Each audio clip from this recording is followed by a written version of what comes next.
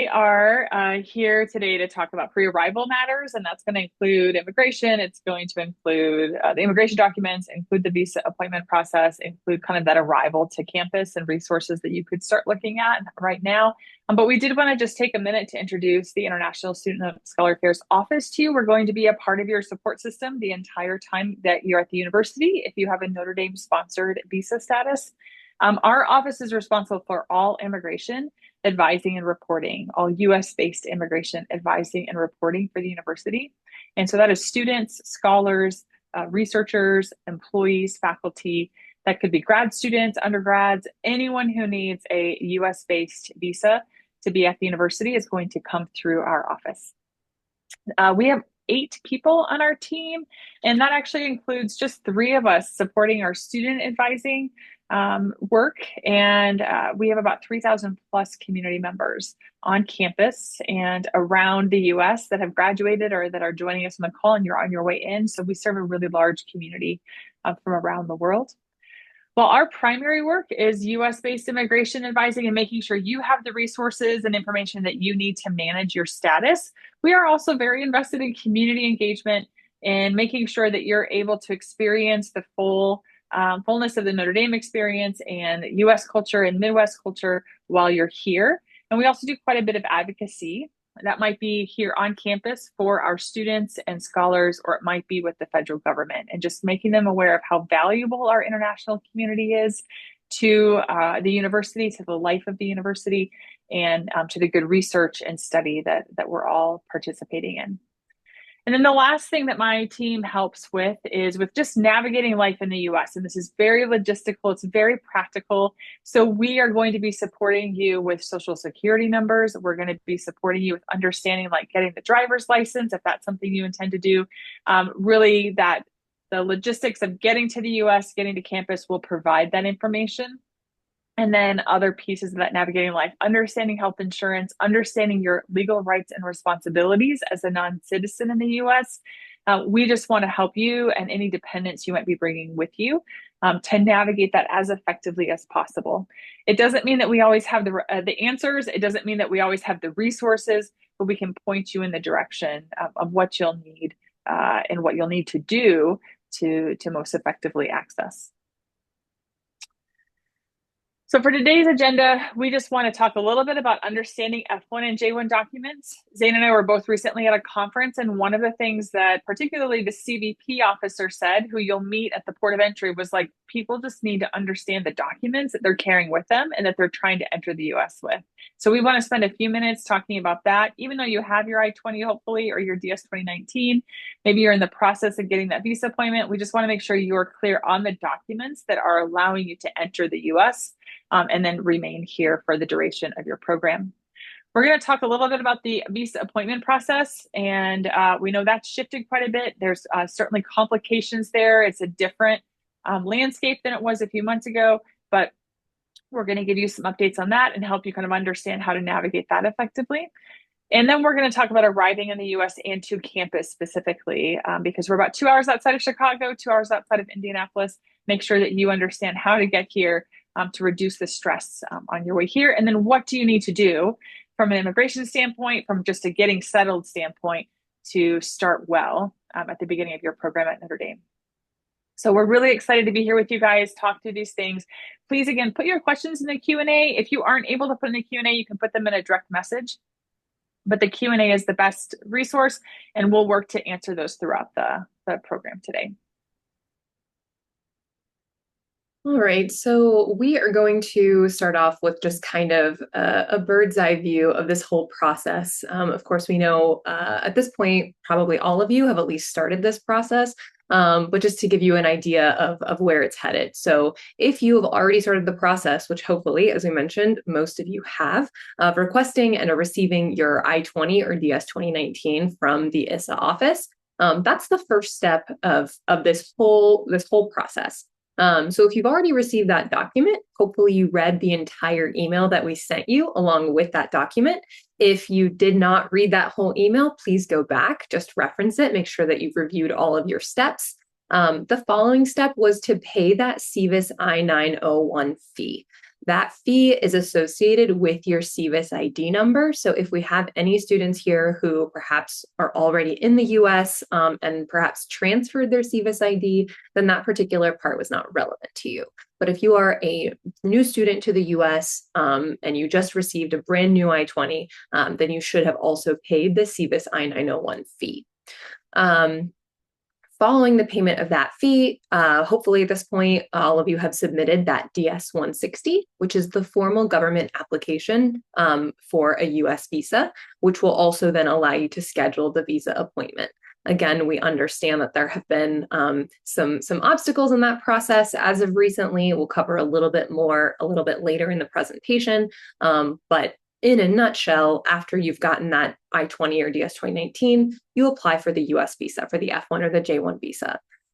We do list all of the documents. We sent this in the approval email when we sent you your I-20 and DS-2019, but this is also listed on the website, which we will show you later in the presentation, of all of the documents that you need to carry with you to that visa appointment to make sure that you are well prepared and best positioned to succeed in that appointment. After that, hopefully everything goes very smoothly. You obtain the visa stamp and you'll schedule your travel to Notre Dame's campus. The one exception that we want to mention is for our friends from Canada. If you're from Canada, you do not need a visa stamp in your passport to enter the US in F1 or J1 status. But everyone else who is not a Canadian national will need to obtain that F1 or J1 visa in their passport if they have not done so already. Then once you've scheduled your travel, you're going to make your way to the US and arrive at the US port of entry. Many of you will likely arrive at Chicago O'Hare Airport, since that is, as Leah mentioned, our closest big hub airport nearby to Notre Dame's campus. And of course, we also mention all of the documents that you're going to want to carry with you, which are very similar to what you carried for the visa appointment to the US port of entry, to make sure, again, that you are best positioned to arrive at the port of entry and to be considered admissible into the United States. We're going to cover what those documents are in today's session. And then finally, hopefully everything goes super smoothly for you. You arrive at Notre Dame's campus, and then you still have obligations with perhaps with your departments, orientations and such, and then also with ISSA in terms of what you need to do, where you need to check in, what forms you need to complete. And we're going to cover that as well. So first and foremost, as Leah mentioned, it's very important to familiarize yourself with the documents that you currently have and the documents that you're going to be presenting at the port of entry to enter the United States as an F1 or J1 student. So, of course, the first one is your passport. Now, most of you have likely had a passport for a little while, and you've seen this bio page before, but really we want to draw your attention to kind of the official portions of this passport that impact some of the documents that you received from the University of Notre Dame. So for example, just the different parts of this biographical page, specifically the bottom portion, what we call the MRZ or the machine readable zone, it's important to understand that this machine readable zone is how we delineate your name on your I-20 or your DS-2019. For some students, this may be a little bit different than how your name is delineated in the visual inspection zone. This may also differ from your preferred name that you may have already provided to the university, or perhaps the name that you mentioned in your application. If you have 4 names and you only listed 2 in the application, we want to make sure that all 4 of those names are on your immigration documents. Again, we want to make sure that everything is aligned with that passport. So we're going to cover the I-20 and DS-2019 next. If you have that with you, go ahead and take it out. But one of the first things you're going to want to do is make sure that the name information matches what's listed in that machine readable zone. And if you have questions about that, again, feel free to put them in the Q&A or perhaps reach out to us via email or advising if you need to get something corrected on that document. So moving right along, many of our students will arrive with a Form I-20 in F1 status. If you are applying for an F1 visa, then you have received or will soon receive this Form I-20 that looks like this on the screen. Again, if you have yours with you, it may just be more helpful to go ahead and review it as we go through. So we will cover all of this information once again at your orientation when you arrive to campus. But for right now, we really want to make sure that you've reviewed this document. Is the name information correct? Did we list all of your names as listed on your passport in that machine readable zone? Is your country of citizenship correct? Is the passport that you're going to use to apply for that visa correctly listed on the I-20? That is going to be particularly relevant for those of you who have more than one country of citizenship. We want to make sure that the country of citizenship on your I-20 is the passport that you're using to apply for the visa. And if you have questions about that, again, you can ask us separately, and we can advise you on that. But for your knowledge, make sure that that citizenship aligns with the passport that you present. The city of birth, make sure that that is listed correctly, especially sometimes, for example, our friends from China, sometimes your passport will list your place of birth, which may actually be the province and not the city. So we want to make sure that what's listed on your I-20 is the actual city of birth. So review all of that information. If there are changes that need to be made, do let us know. Next, we'd like to draw your attention to the program of study information. Again, we just want to make sure that you are aware of this information and that it looks correct to you. So for example, if you are a PhD student, that education level should say doctoral or doctorate. It should align with the degree that you are planning to seek at the University of Notre Dame. The major information, I do want to draw your attention to this for a moment because we get a lot of questions from students about why the major information on the I-20 does not align exactly with what Notre Dame is calling their major. And the reason for that is because all majors in the United States at any university are categorized into broader codes from the US Department of Education. And so the code is what actually goes on the I-20 or the DS 2019, not the major that Notre Dame calls that major that you're studying here. So there may be a little bit of a discrepancy between what's on your I-20 or your DS 2019 and what your Notre Dame program is. It should kind of sound similar. If you are studying political science and your I-20 says chemistry, that probably needs to be updated. If you have specific questions, reach out, but don't be panicked if there is a little bit of a difference between that major name on the immigration document and what your Notre Dame department is calling your major. Also, we're going to reference this later in the presentation as well, but you will see that based on the program's start and end date, which for most of you will say August 18th for fall 2025 starts, which aligns with the graduate student orientation. You'll see that there is also this earliest admission date. That earliest admission date references the 30 days prior to that program's start date. You cannot enter the United States more than 30 days in advance of that August 18th date. So whatever that program start date is, 30 days prior is what this earliest admission date is. So as you're planning your travels, just make sure that you're arriving on or after the earliest admission date listed here on your I-20. And then the financial section should align with how you showed ISSA that you are funding your studies for the upcoming academic year. If there's been some sort of significant change to your funding and you would like that updated before your visa appointment, you can submit an updated I-20 request with your updated financial information, and we can make that adjustment for you. Finally, I want to draw your attention to the signature, which is not actually reflected on this screenshot, but that you all will have on your documents. The signature from the DSO, which is the ISSA team, it is digital. You all received a digital copy of your I-20, but I want to confirm, and we did also mention this in the email, which, as I said, you all should have or will soon be reading very thoroughly, that you need to print out that I-20 and hand sign it with ink. Do not digitally sign your documents. Do not try to enter the US with digital copies of these documents. We sent it to you digitally with a digital signature. You print it out, you sign it, and you carry that signed document. That is your valid I-20. So I did just want to draw your attention to that. And finally, this is what the second page of your I-20 looks like. You'll notice it is blank, and that is correct. You do not need a travel endorsement for your initial entry into the United States. Any future I-20s that you receive will have a travel signature. And if after your arrival in the US, you have other international travel plans and you need a signature, you can come request that from ISSA once you arrive. But yes, the second page should be blank on that I-20. The third page, also not pictured here, are what I would call the terms and conditions. Make sure that you have read that thoroughly, and we're going to reference that again in this session.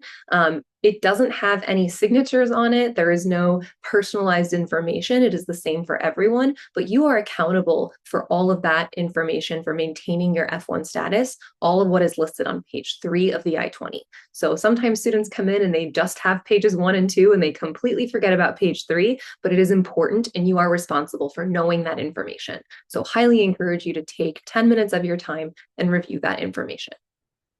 So we're going to move on to the Form DS 2019 for our students in J1 who are applying for a J1 visa. Most of this information is very similar to what we just went through with the I-20, just formatted a little bit differently. So very similarly, you want to make sure that you have reviewed all of the biographical information. The name information, make sure it aligns with your passport, the date of birth, the city of birth, the same things that I just referenced. We want to make sure that you're reviewing that information as well, and that you're reaching out to us if something is incorrect or needs to be updated.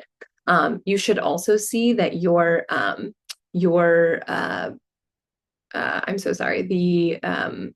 the exchange visitor category, that it should say university student. It should reference that you are a student. That's the J1 category that you're applying for. It also has your program dates listed here. Those are going to be the same for our J1 students. So if you are starting this fall 2025, it will likely say August 18th to align with that graduate student orientation.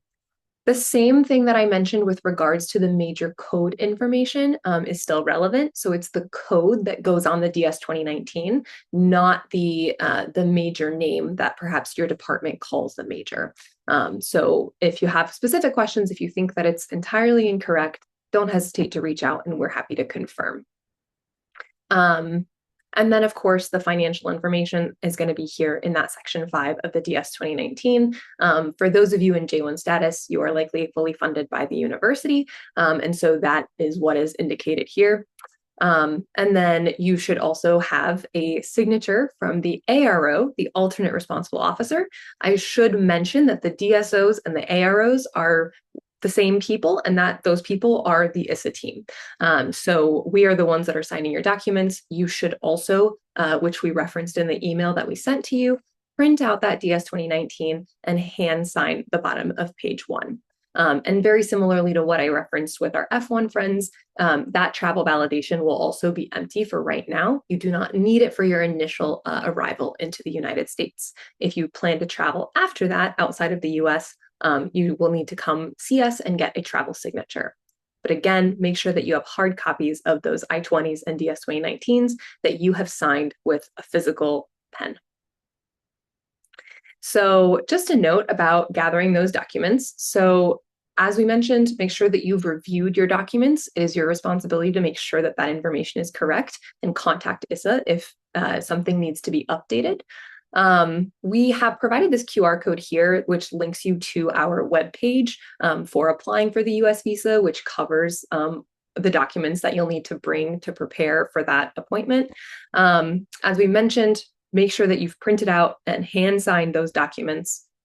Once you've done that, make sure that you've paid the SEVIS I-901 fee before your visa appointment.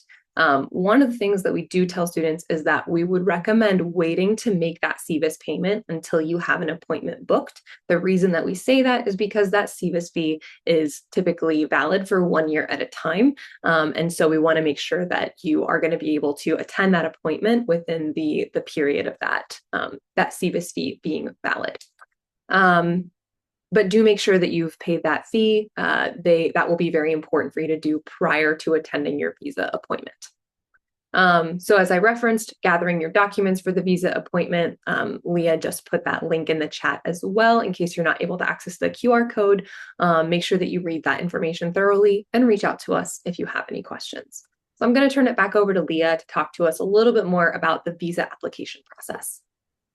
Great. We know this is maybe a strong concern for many of you because of the recent pause in scheduling visa appointments. So we're going to talk broadly about the process, and then we will reference both some of the challenges of that pause and the new social media vetting that was announced last week and that allowed for the pause to be ended.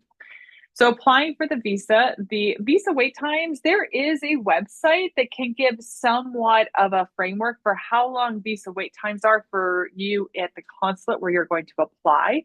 Those have not been updated as frequently as they used to be, but we'll make sure to put that in the chat in a moment. But it does give you a rough timeline of if I was to go and look for an appointment today, supposedly maybe in 3 weeks, that's when appointments start becoming available. Again, I don't know that that's been updated since the pause happened, but we expect in the next couple of weeks, we'll see better information on that website. One of the things that the Department of State has said consistently is that you need to complete the DS-160 and have that completed even when the pause was ongoing, and then monitor the appointment website every day to confirm when there's an available appointment. And we have had a number of students report that they have been successful in finding an appointment. And we've had a number of students reach out and just say, it doesn't seem like there's any available in my country yet. And what should I do? And honestly, at this point, the feedback is from Department of State that you need to continue to monitor that they are rolling those appointments out.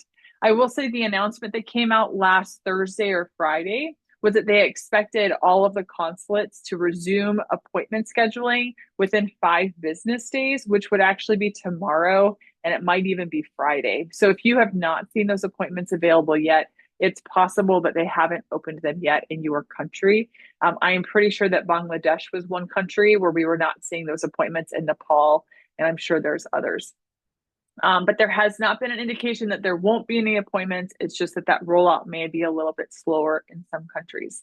So continue to monitor. If you haven't done the DS-160, make sure to do that as soon as possible.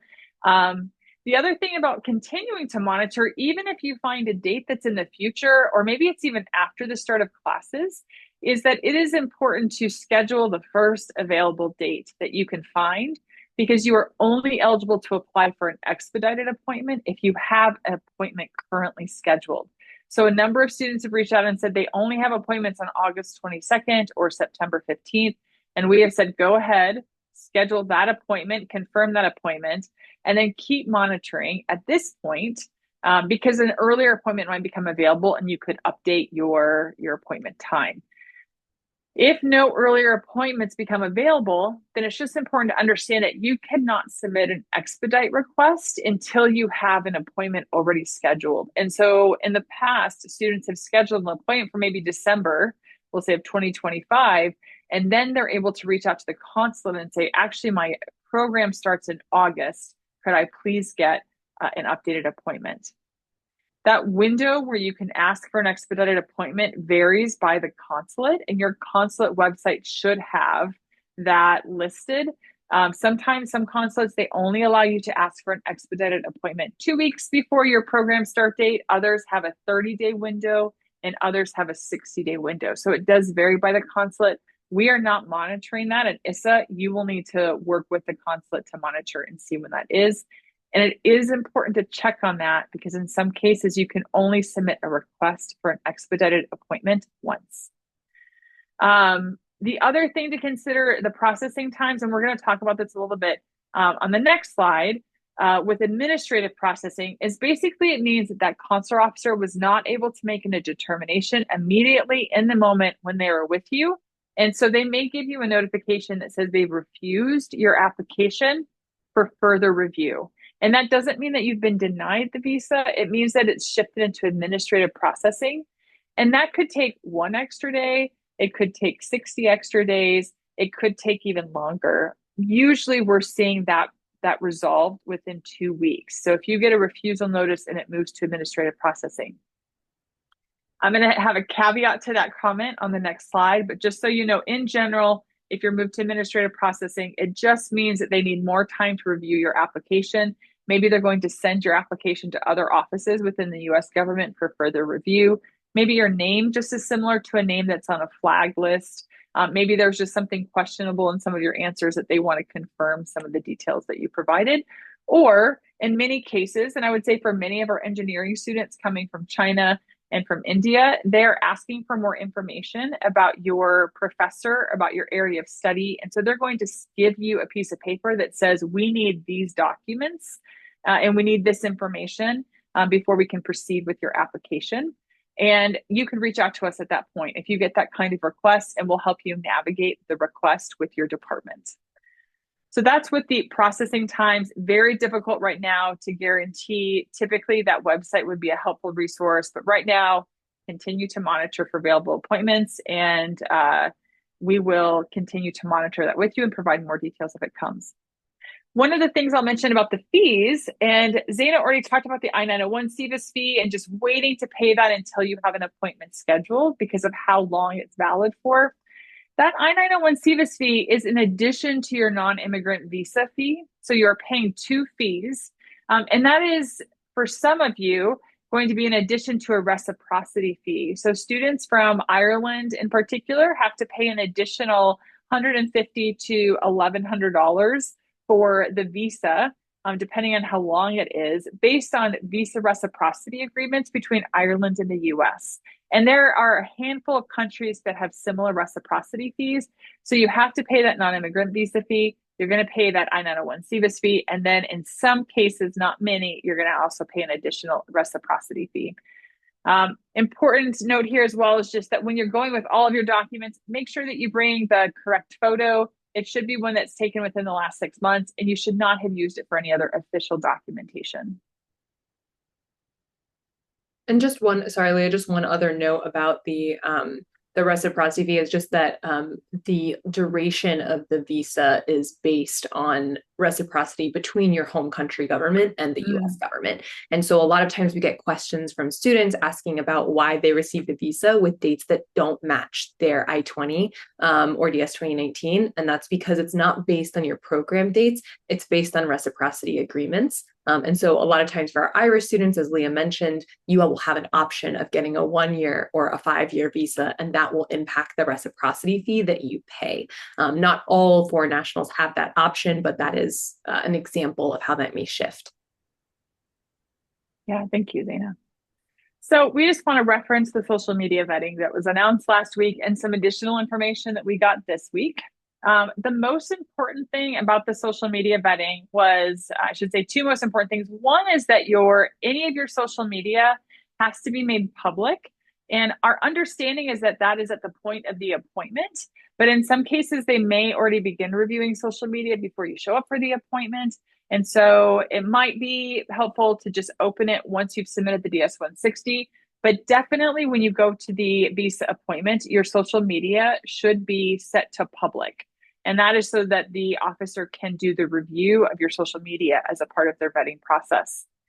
The second thing is that the guidance that the consular officers has been given is that if a student is otherwise eligible for a visa, so you've met all of the other criteria for that visa stamp, then they have to do an automatic refusal and move your application to administrative processing so that they can do that additional social media vetting. So if you receive a refusal notice from the officer, do not panic, because our understanding is that every student's application will be refused and then they will be reviewed by the officer and they will get a decision at a later point. If we get more information about this, we will definitely send that out to students, or you can reach out to us if you're getting close to your appointment and you have questions. But it's just important to understand we are anticipating that every student who applies going forward will get a refusal notice. It does not mean you're ineligible. It probably means you're eligible. They just need to do that social media vetting. And we don't have a sense of how long that will take because this is a new process for these consular officers. They're having to do the vetting themselves and do the review of your application and your social media. We're not sure how long that's going to take for each of these officers, but typically administrative processing must be completed within 60 days of the appointment. It is typically closer to 2 weeks after the application and after the appointment. The other thing to note is that they are looking for the last 5 years of your social media history.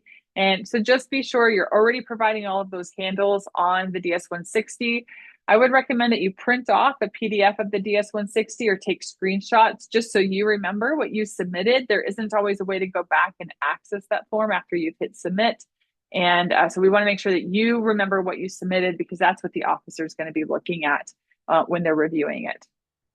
Go to the next slide. Okay, so a couple of reminders here. One is that visa stamp that you're applying for is about your entry to the US. So it has to be valid when you enter the US. And Zaina mentioned that it may not always align with your program dates. If you're a PhD student who has a 5-year program, your visa is only valid for 2 years.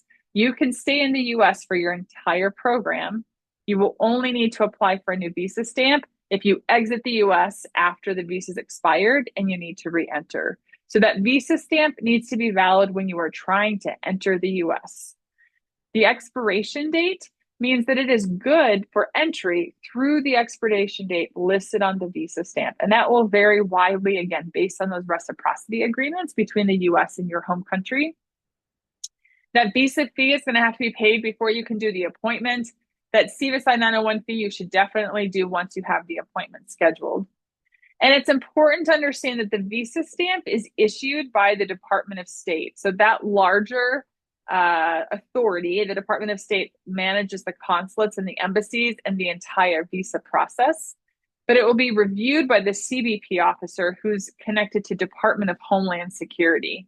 And they do have the authority to deny entry to the US because that visa stamp is just saying you are eligible to show up at the port of entry. There's no guarantee of entry, and it does not guarantee you entry because the Department of State is making a determination and a judgment about your eligibility. The CBP officer is making a determination about your eligibility to enter the US again. And they are sometimes using slightly different qualifications for their review.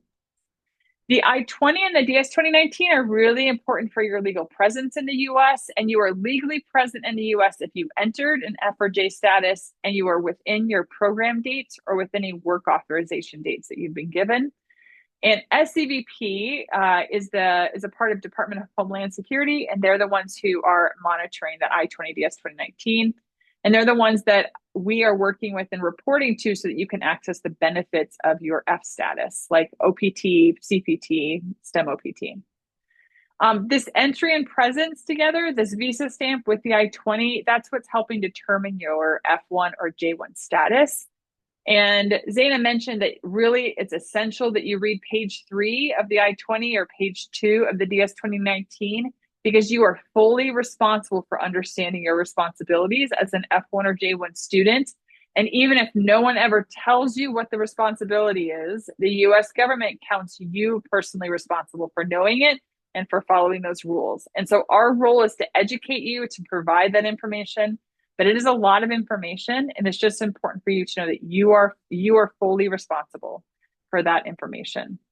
And then she also mentioned the DSO, the ARO, if you're an F1 student, the DSO, your designated school official, we're the ones that are reporting your enrollment and your assigning work authorization and recommending you for those things and advising you on F1 status. And those AROs, or those responsible officers, are advising and reporting for our J1 students. Leah, a question that came up in the chat with regards to the visa and administrative processing. What is ISSA's role to play if someone is put into administrative processing and it's gone for over a month? Yep. So I definitely meant to reference that in the previous. So once your application goes into administrative processing, there is not a mechanism for ISSA, for the university, for you, for our government representatives to have any impact on that process. You have to work directly with the consulate to do outreach and ask, is there any update on my program? If you submitted that visa and you've been waiting for a month, it is possible that you have just gotten stuck in this transition with this new social media vetting. And I would hope that you start to hear a little bit more in the next week or two as they are finalizing what they're looking for now. And that you would get an RFU soon for just a request for more evidence. But ultimately, once your application goes into AP, administrative processing, it is between you and that consular officer, you and that consulate. and there's not a way for us to intervene or to assist or influence the Department of State to act in any way, unfortunately. And then it looks like there are a few questions about the making social media public. It looks like some of you have questions about this because you've already been issued your visas, which is great. If you were already issued a visa before this vetting went into effect, then there is nothing that you need to do now. And at this point, you do not need to make your social media public until perhaps the next time that you would apply for a visa, then you would likely then be subject to this vetting process. So if you've already received the visa and you're asking if you should make your accounts public, it's not going to be required because at this point you aren't going through that vetting process. I'll Uh, also say and we'll talk about this a little bit in the next slide, but uh, there is on our travel page and on our entering the US page, there are some different recommendations and resources for considering your rights with the CBP officer and at the border. And there's one specifically about social media at the port of entry because there's not a requirement to have your social media public when you enter the US. The officer could ask you about it. And so you'll want to be aware of what are your rights there. We're not going to go over them in detail today, but there are some really good resources on our website that I would recommend that you review in advance of entering the US. And there's a question about what if you don't have social media to begin with, then you just explain that to the officer. And I think that's one of the complications with this policy is a lot of us keep our profiles private for good reasons or we don't have it at all. And just be sure that if you do have it in the last 5 years, you've reported it on the DS-160 and then answer truthfully when the officer asks you about it. Great. Okay, so now we've moved through the visa process.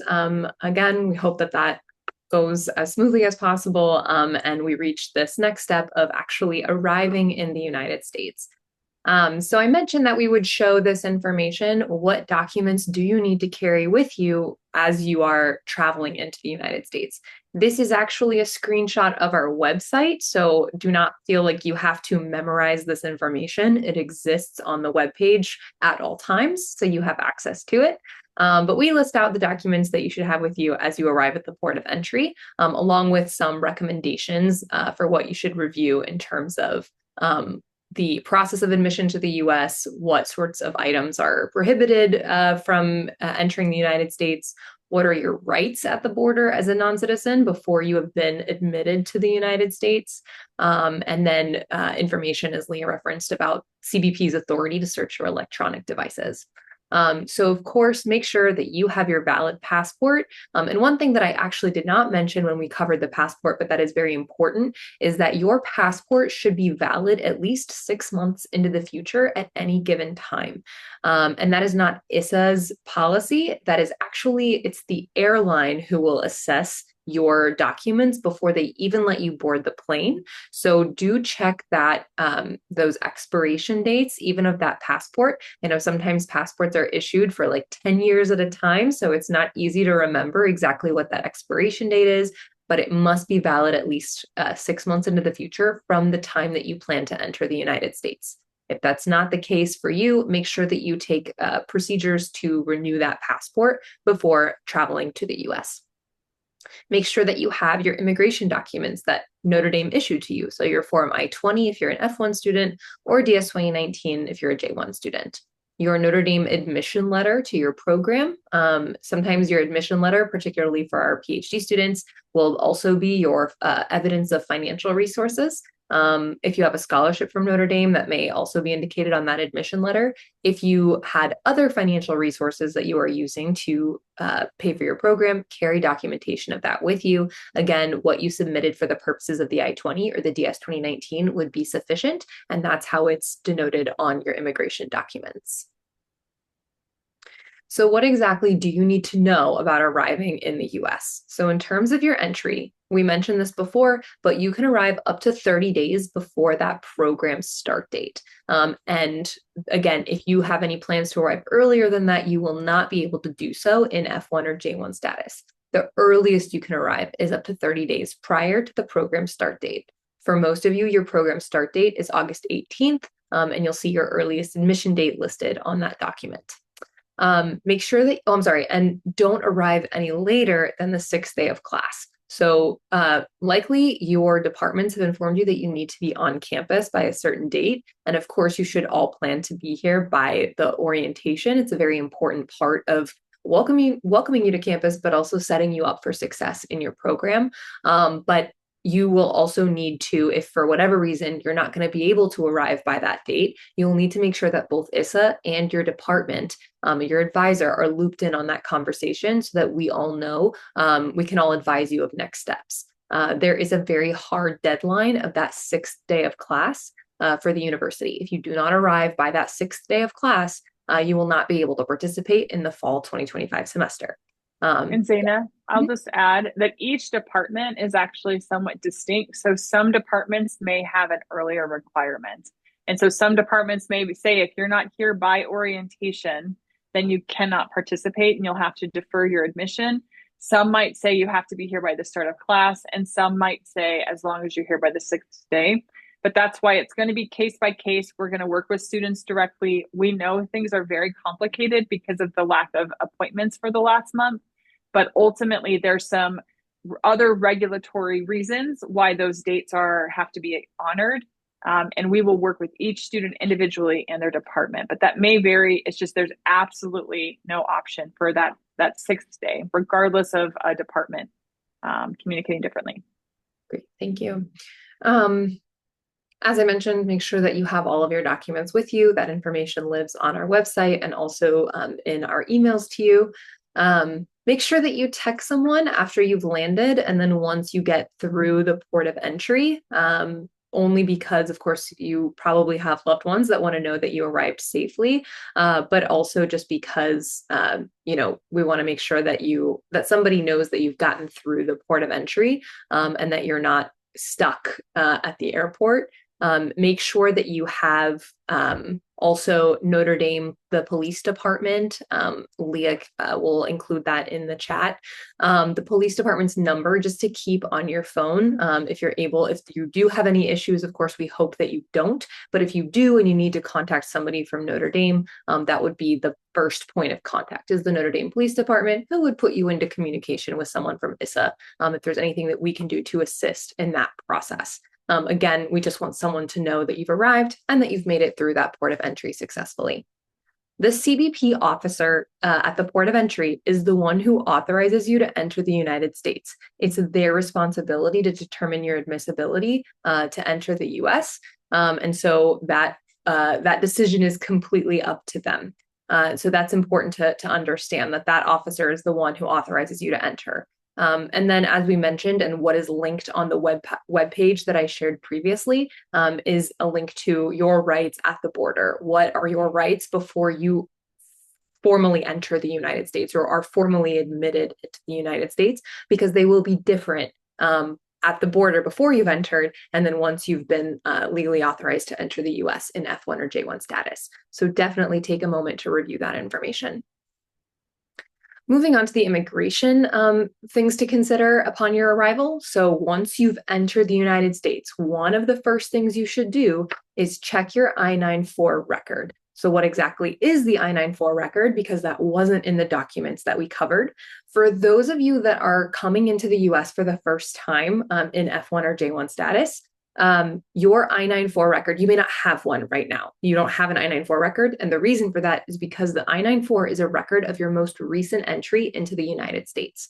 And so that information will be updated once you are admitted to the US. And so you will have it after you arrive into the United States. So once you've arrived, check the I-94 record. It should confirm that you entered as an F1 or J1 student. It should confirm the date that you entered, some of your biographical and passport information. So check that information. Should be one of the first things that you do upon your arrival. This is also going to be a requirement. Once you check it and make sure it's correct, we would advise two things. The first one is to take a screenshot because it is important to have that as a record of your legal entry into the US. You can save it on your phone, you can save it on your laptop, but we also advise, very important, in addition to keeping an electronic copy, we advise that you print out a copy of that I-94 record. Why do we suggest that? We suggest that because you should have a copy of that record with you at all times as you are moving out and about in the US, because it is proof that you legally entered the US in your given status, either F1 or J1. And so we are actually advising students that you print it out and that you keep that printout of the I-94 record with you at all times. Again, it just confirms your status in the US if you are ever in a position where you are asked to confirm that information. And actually, Zaina, I'll just say it is a federal regulation that you carry that with you. And so the reason we just think having a paper copy is so you're not giving access for your phone. But a part of being an F1 or J1 student in the US is that you are required to carry that with you at all times. It explicitly says that. And that is evidence that you've been registered correctly and of that status, like Zaina said. So just know that every time you get a new I-94 record, you need to print it off and carry it with you. It's a little tedious, but it is a federal regulation. So important to keep that in mind. Great. And then the next thing to do once you've checked your I-94 record and you've preserved both an electronic and a physical copy is to complete your immigration registration with ISSA. Very important to keep in mind, this registration is completely done online. You do not have to physically come to ISSA's office. It is through an e-form in ISSA Link, which is the system that you've all already used to request your immigration documents. So you've already accessed ISSA Link. This is just another e-form within the ISSA Link system. And so it's called immigration registration. Essentially, it's going to have you provide us with a copy of your passport, a copy of your visa stamp that you received, and a copy of the I-94 record. You will have to upload that as part of the registration process. You will also need to confirm what your US address is upon your arrival. And so this form is going to capture all of that information, and we are required to report to the US government that you, in fact, arrived to campus and that you've checked in with us. This check-in is not in person. It is just through this immigration registration form.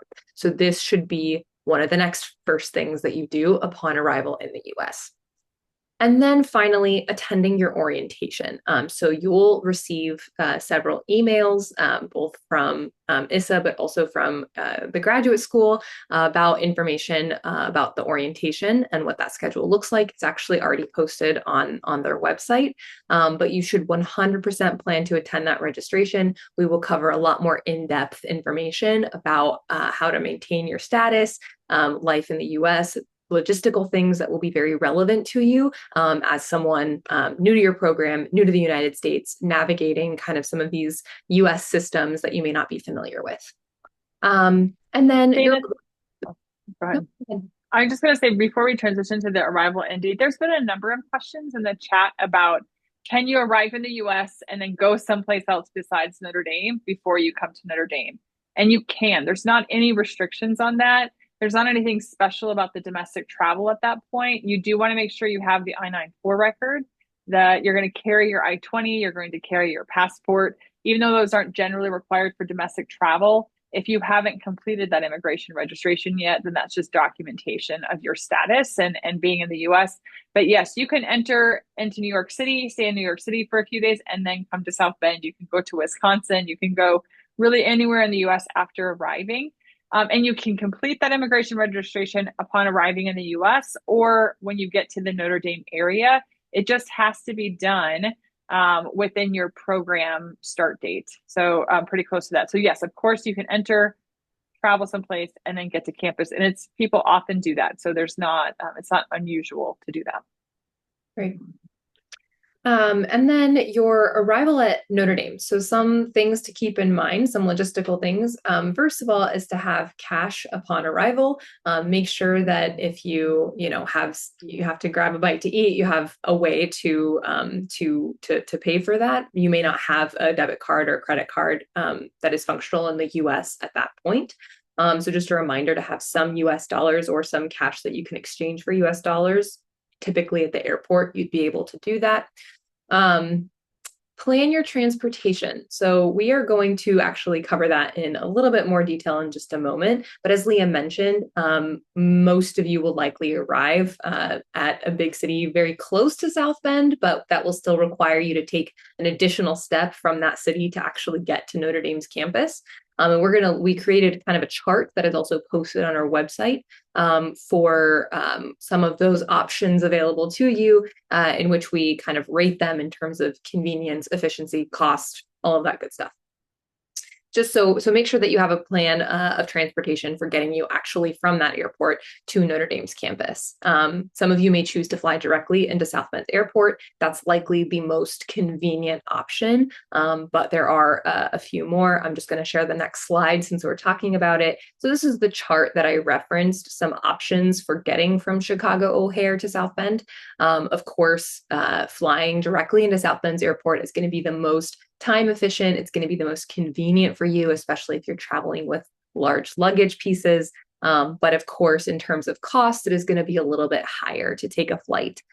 There is also the train that goes from downtown Chicago directly to South Bend's airport. That is going to be more cost efficient, a little bit less convenient in terms of lugging your luggage around. And then also you'll have to make plans to get from the South Bend airport to wherever you're staying. There are Uber, Lyft, taxis at the airport. But just again, something to keep in mind, make sure that you have a plan. Some other options, some students in the past have chosen to, if you know someone else that's arriving in the US, you can plan your trips kind of around the same time. And then we've had students share an Uber or Lyft to kind of cut down on cost to go from Chicago to South Bend. But that is a little bit more costly, and it's going to take about a little bit longer than a flight would. So anyway, we list that out for your convenience. This chart is taken directly from our Arriving in the US website.